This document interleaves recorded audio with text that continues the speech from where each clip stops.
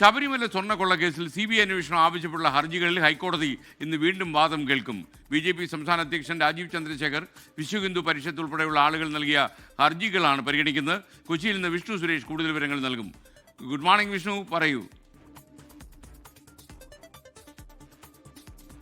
Good morning. വീണ്ടും ഒരു തെരഞ്ഞെടുപ്പ് കാലത്ത് ശബരിമല സ്വർണ്ണക്കൊള്ള ചർച്ചയാകുന്ന ഘട്ടത്തിലാണ് CBI അന്വേഷണം ആവശ്യപ്പെട്ടുള്ള ഹർജി ഇന്ന് ഹൈക്കോടതിയിലേക്ക് എത്തുക എന്നുള്ളത് ശ്രദ്ധേയമാണ്. രാജീവ് ചന്ദ്രശേഖർ അതോടൊപ്പം തന്നെ ചില ഹിന്ദു സംഘടനകളുമാണ് ഇത്തരത്തിൽ ഹർജി നൽകിയിട്ടുള്ളത്. കഴിഞ്ഞ തവണയൊക്കെ ഹർജി പരിഗണിച്ച ഘട്ടത്തിൽ CBI അന്വേഷണം നിലവിൽ എന്തിനാണ് ആവശ്യം എന്ന ചോദ്യമാണ് കോടതി ചോദിച്ചത്.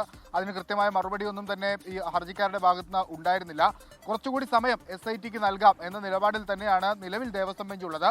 കഴിഞ്ഞ തവണ ഈ ശബരിമല സ്വർണ്ണക്കൊള്ള കേസ് തന്നെ പരിഗണിച്ചപ്പോൾ അത് 1 മാസത്തോളം സമയം ഈ കുറ്റപത്രം അടക്കം സമർപ്പിക്കുന്നതിന് വേണ്ടിയിട്ട് SITക്ക് നൽകുകയും ചെയ്തിരുന്നു. ഇനിയിപ്പോൾ മെയ് 16-ാം തീയതിയാണ് ഈ കേസ് പരിഗണിക്കുന്നത്.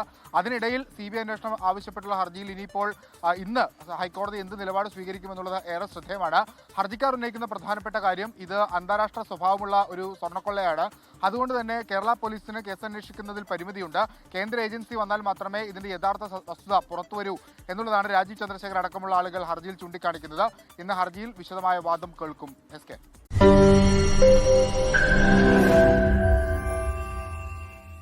ലോകത്തെവിടെയായാലും ഏത് സമയത്തും 24 വാർത്തകളും ഓഗ്മെന്റഡ് റിയാലിറ്റി പാക്കേജുകളും എക്സ്പ്ലെയിനറുകളും വിശദമായി കാണാൻ ഞങ്ങളുടെ YouTube ചാനൽ നിങ്ങൾക്ക് സബ്സ്ക്രൈബ് ചെയ്യാം.